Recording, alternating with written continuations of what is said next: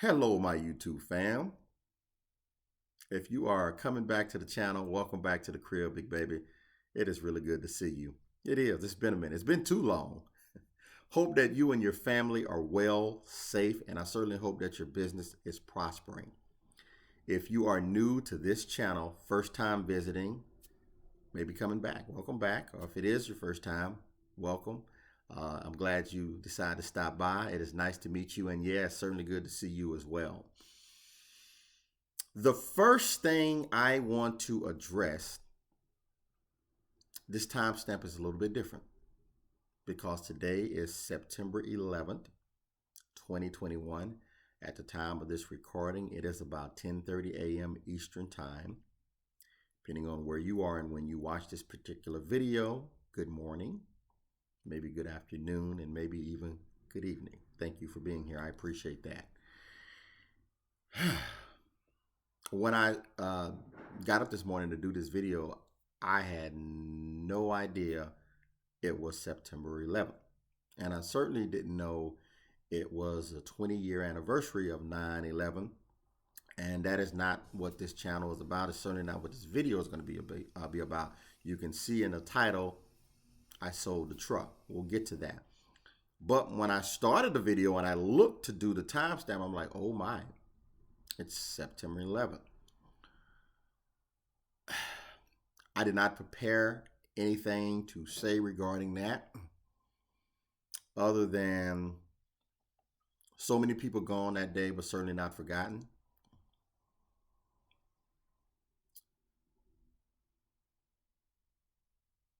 I'm speechless. I really am. You know, I remember that horrible day as if it was yesterday. One of the things that I can say I believe was positive, if you can take any positive, is that I had never seen the country come together as one that day. I mean, everybody. Didn't matter your nationality, your background, none of that matters. We were all Americans on the same team that day. And so that was a tough day, man. It really was. Whether you knew someone that were in the towers or just, that was a tough day. I still get choked up when I think about it. But, and want to thank our first responders. I apologize for not having more to say. I really, man, a lot gone, but not forgotten. I've been to New York several times since that. And going down to ground zero is just, man, it's tough. It is tough, really tough. So I wanted to acknowledge that. I'm gonna move on now. But I certainly hope you are doing well and safe. A lot going on in this world now, man. All right, so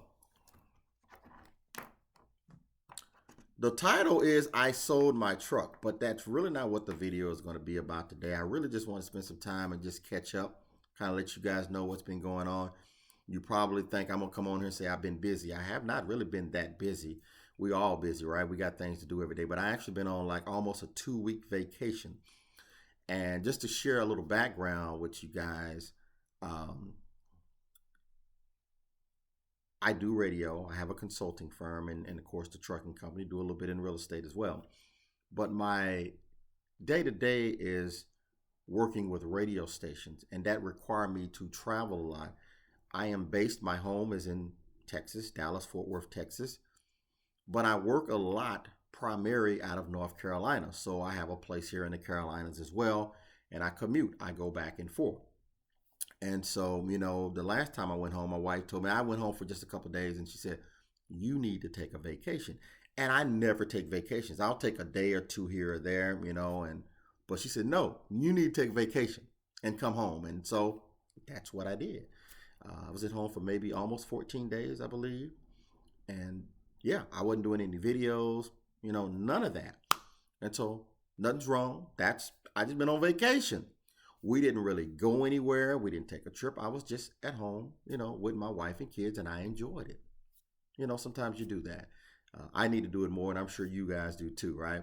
So that's where Uncle Kenny has been. I have not forgot about you. Um, Actually, I've missed being on these channels, or on my channel, I should say. But it was weird. I wasn't doing videos, and I wasn't even really looking at a lot of YouTube channels. I got a friend in Charlotte, North Carolina. He had called me and said, "Kenny, what's going on, man? Have you heard about this? Have you heard about it?" No, I hadn't heard about that because I hadn't been watching a lot of videos. And so, I've really been off the radar, if you will. And so I just really wanted to kind of, catch up with you guys and just see how everybody's doing and talk a little bit about trucking and talk a little bit about me and where I am with trucking. And so I had a lot of comments and questions, emails, calls, and concerns. So I want to address as much as that as I can. This is probably going to be one of those long videos. We're already almost 6 minutes and I hadn't even gotten to the meat and potatoes yet. So pull up a chair. We're going to spend some time, man. Some QT today. So I sold the truck. Yes. Shout out to Chris from Chicago, Chi-Town. Chris bought my truck. Chris is a good brother, man. I'd like to think I made a friend in Chris. Chris came down to Texas. He met not only me, but he met my wife. And, of course, he met Old Yellow the truck, right? And we had a really good visit. And Chris is going to beat me up for sharing this one. When we got through talking business and looking at the truck and all of that good stuff, he started asking me about Six Flags. And I'm like, Six Flags? Yeah, man, I'm a roller coaster guy. I'm going to go ride some roller coasters. And so we're like, man, go have at it. I don't do them roller coasters, man. I'll watch from the ground. But he is a good brother, man. And Chris has a solid plan for Old Yellow. And when he got there, he said, why you call it Old Yellow, man? I guess I'm going to have to call it Old Yellow, too. So super excited, man, for Chris, man. Congratulations, and thank you, man. I appreciate everything. And this is not so long. We will connect next week, and I'm going to see if I can twist Chris's arm to get on the video, man. But good brother, man. Solid plan. He's taught me a lot. He's going to make a lot of money with Old Yellow. So I just wanted to put that out there. We got the truck sold, and it's got a good home, and Chris is going to do really well. Chris, man, you got to jump in the comments, man. All right. So, what else is going on? Oh, man. What else is going on, man? Okay. Let me address some of the, let me back up.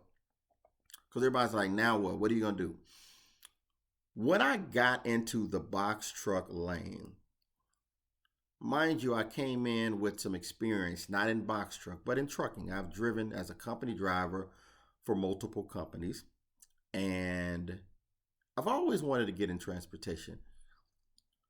But when I first decided to get into trucking, I had to ask myself some questions and answer some tough questions. Like, number one, do you see yourself doing this long term? Can you be profitable?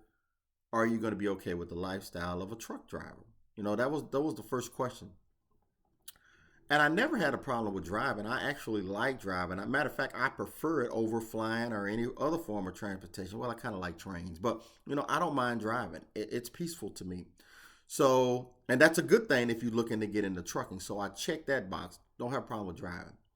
However, I wasn't really a big fan of driving a semi-tractor trailer. I've got relatives like, oh man, it's all in your head. Like, no, man, I just don't like doing it. And so I certainly didn't like sleeping and living out of a truck, living at a truck stop. I didn't like that, that I just wasn't a fan of it. So most people say, well, you don't want to do trucking. Well, I felt there was another way I could do it.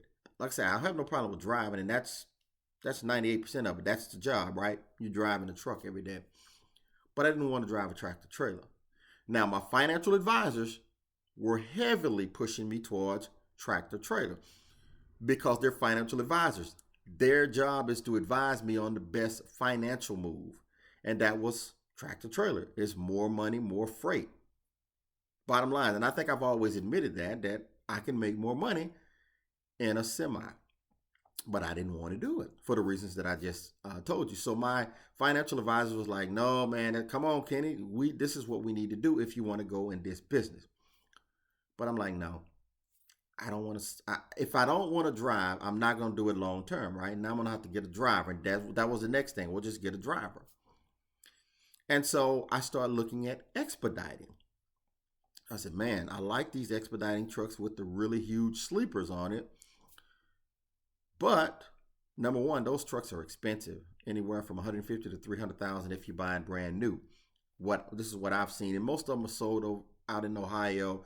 You can buy um, a day cab with a long wheelbase on it and put a box on it. But if you get that extended sleeper on there, that 126 custom sleeper on there, you're going to have less space for the box, right? And you certainly no longer a non-CDL, which was never a factor to me because I have a CDL. But again, custom sleeper, you're sleeping in the truck. In most cases, you're sleeping in the truck at a truck stop. Didn't want to do that. So I said, well, maybe not expediting. Then I started looking at, the box truck lane. I gave all the information to my financial advisors. I said, can you go check this out for me? And they came back and says, well, there's good news and maybe not so good news. It was never really bad news, but there's good news, and then there's something to think about. And I said, well, what's that? I said, you're going to be profitable. I said, well, that's good. He says, but you're not going to be as profitable as you would be in a semi. Well, I knew that. But that was it. You can make money in a box truck. Now, I said, well, over time, can I make just as much, if not more, than I would in a semi? And they said it's possible, but you're going to have a lot of box truck, and you're going to have some good accounts that will allow you to do that. And so then they said there are certain type of box trucks I would recommend. Air suspension, air ride suspension, and things of that nature if you're going to be doing over the road. And so I really start keying in on to the box truck. So, well, Kenny, why'd you sell the box truck, man?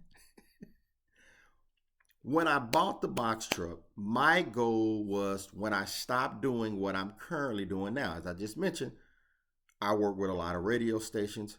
I travel to other cities and states with my consulting firm to help them with their brand and stuff as well. So I knew I wasn't going to be behind that wheel and driving that truck every day.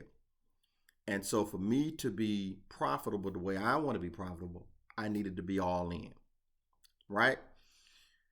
Then you hear that, well, just get a driver. I could have did that. But again, when I started this, I was starting it for me. I'm driving, right? So my financial advisors, me, my wife, we got together and said, look, why don't you sell the truck? And when you're ready, meaning me, then get your truck. Right?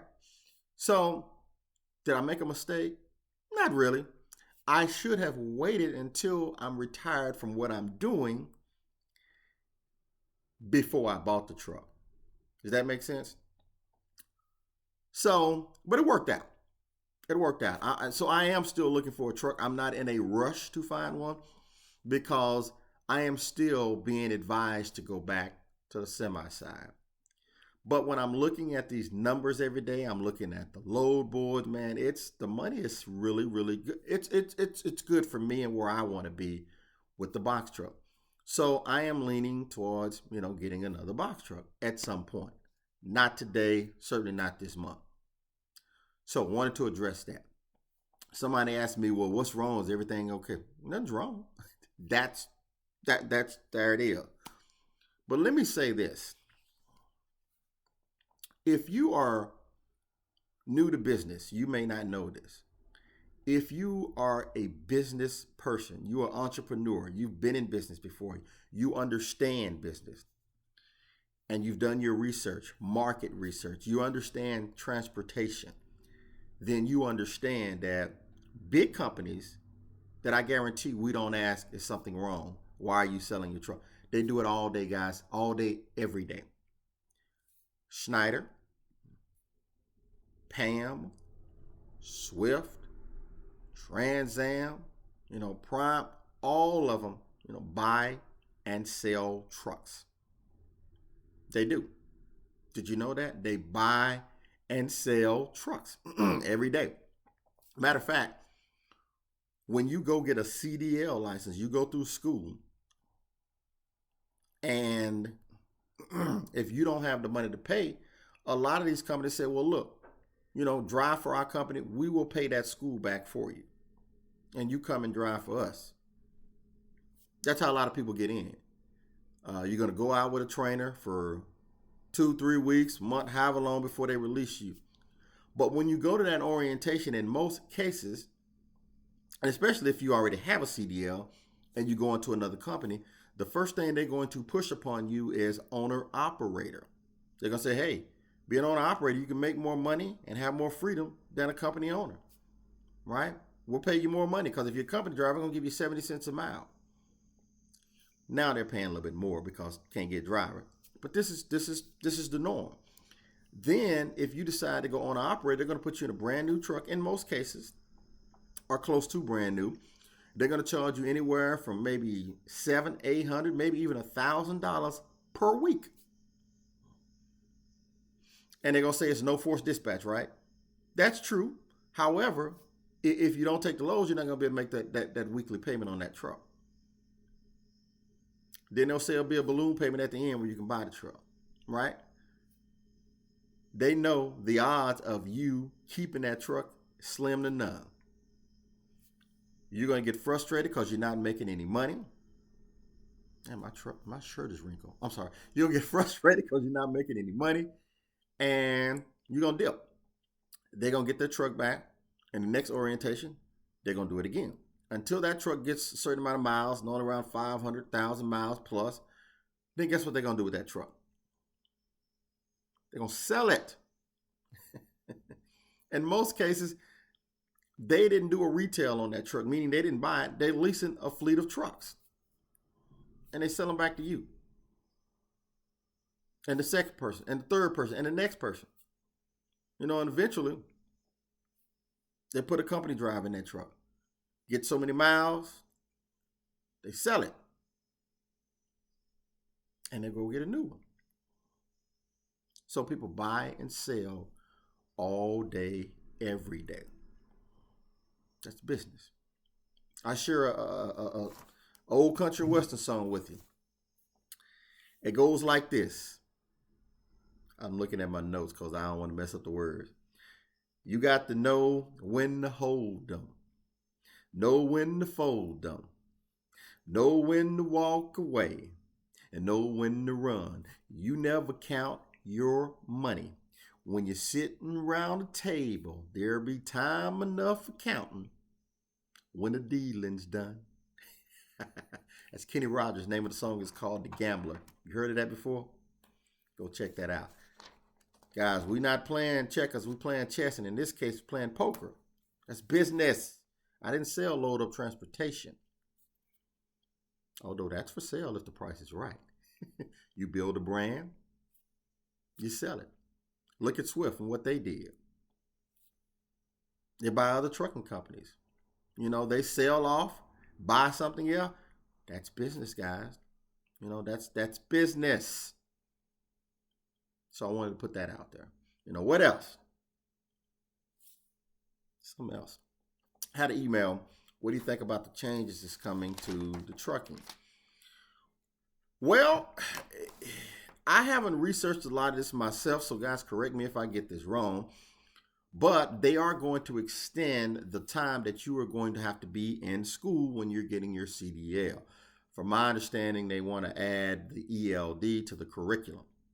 And so because a lot of people are getting in this business, non-CDL, and not understanding the HOS, hours of service.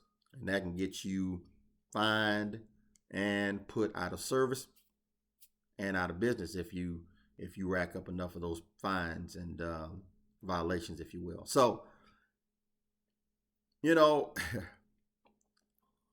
I recommend that if you're going to be in the trucking lane, that you get your CDL. That's just my opinion. I don't tell you what to do, but that's just my opinion on that matter. If you're going to be in trucking, you need to get your CDL. I believe, and I don't know if they've said this yet, but I believe first quarter of 2022, not only are they going to extend the time that you're going to have to be in school for ELD, electronic logging device, but I believe at some point they're going to make it mandatory for you to have your CDL in order to get an authority. Yeah, I mean, I believe that. Now, I could be wrong, and that may already be in the works. I don't know. I haven't been looking at this, but that's where I believe we're going. So I think you should, at some point look at getting your CDL. Just my opinion. Let me see. What else, man? Somebody said, where's trucking going to be? And they're going to have trucks driving themselves? I have no doubt that they may try something like that, but, it's going to be a lot of money lost. A lot of money lost. You know, DOT is not going to be able to make money. I don't see that happening no time soon. Let me say that way. Right now, freight is hot as fish grease. Yeah, I see it. That's country, hot as fish grease. I mean, I don't see in my lifetime that self-driving tractor trailers is going to be out on the road moving a majority of freight in the United States. I don't see that. I could be wrong. I'm not an expert in that area, but I don't see that as being an issue. But I do see them cracking down on non-CDL drivers doing commercial business. I do see that coming. And if you grandfathered in with your CDL and your authority, you're okay. The price is going to go up. Insurance is going to go up. Fuel is already up. So, these are things to be mindful of as you grow your business and grow yourself. Get a CDL. Yeah, you can hire someone with a CDL, but, you're depending on them. So make sure I would recommend getting a CDL, in my opinion. So much to get caught up, but we would be here all day. And we got so much to do. It's the weekend. And so I just wanted to pop in. I am going to get back on a more pattern with pumping out these videos. I believe, I don't even know how many subscribers we have. It looked like we're on a road to 1,000. I mean, we're almost there. We're maybe a couple hundred away. Yeah. So thank you guys so much for subscribing to the channel. That means a lot. You come to the channel and watch the videos. I appreciate that. There's a lot of new channels coming out as well. Certainly, by all means, support those channels as well. I'm certainly going to do so. I hadn't been watching, but I'm going to start getting back on it. All right. Shout out again to Chris, man, in Chicago. That's my dude, man. He bought the truck. Finna make this paper. And I'm going to try to twist Chris's arm. Chris, I'm talking to you, man. I got to try to get Chris on the video, man. And I even asked him to let me ride along with him. And see, I have to ask. That's his truck now. So, if I can ride along and, and he's in a great area too, man. Chicago, Illinois is good, man. Ohio and Indiana, it's a really good freight moving up there. And so, and by the way, Chris actually linked me up with the guy I had on the channel a couple of days ago. We did that video with about OTR factoring, Jack. So shout out to Jack. Chris actually linked us up, and I'm actually going to use OTR, when I get my next truck here. So, Chris hooked me up, man. Appreciate you, man. All right, that's it. Next video, guys, we're going to talk about wealth. How to be wealthy. Whether it's box truck, semis, hot shot, how to be wealthy. I'll give you a little hint. I was talking to a friend of mine about this. Somebody makes $1 million a year. You make $50,000 a year.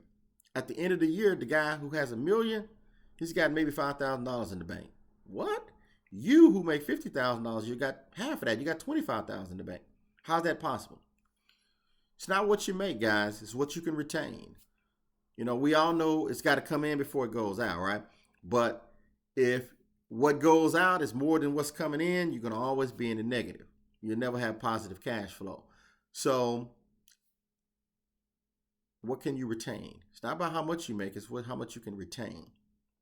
I mean, and that's another tip, but we're going to talk more about that because I say this on all my videos, and it lines up with everything I'm saying. You've got to have a plan, but you got to be disciplined to work that plan, and you got to be patient for that plan to develop. Does that make sense? So, you know, as opposed to playing the lottery, and nothing wrong with that, but becoming wealthy really is not hard. It's what you do with what you make. That's true. You know, what you do with what you make. And understand how credit works. You know, we talk about business credit, but that consumer credit is important too. You know, you got to understand how it works. I remember, and I'm getting long-winded again. I'm supposed to be closing this video out. I remember I had a balance on a credit card one time of $350. Not much. Paid it off. My credit score went down. Like, what? I'm paying that off. So let me try that again. Sometimes you got to see something twice, right, for it to make sense. So what I did, I went back, charged up $350 on that credit card, paid it again. This time, I paid it down and left a balance of $11. My score went up. I'm like, what the heck? You got to understand how credit works. You know, you got to understand it. It's, you know, payment history, your mixture of credit, your DTI, which is debt to income. Do you have too much debt? The age of some accounts, inquiries, you know, all of those things as a factor, you know, in the credit mix and you know, your credit score and all of that. And also depending on what you're trying to do. You know, when you're trying to buy a house, credit score is important. There's a minimum score you got to have. But how much can you buy is not always determined on how much you make. You can make $40,000 a year and get a house because you don't spend but $10,000 of that 40. You got money to pay for a house, right? Your DTI is really low. But you know, if you're extended and you make $1 million a year, but you spending $998,000 of it, you don't have any room to qualify for a house, regardless of your credit. You know, so you got to understand how credit works. So we're going to talk about wealth. You know, not only just business credit, but personal credit, wealth. How to become wealthy with what you make now. We'll do that on the next video. Hey guys, don't forget to hit that subscribe button, notification bell, so you'll be notified when there's some fresh content, and hopefully the next one will not take that long to put out.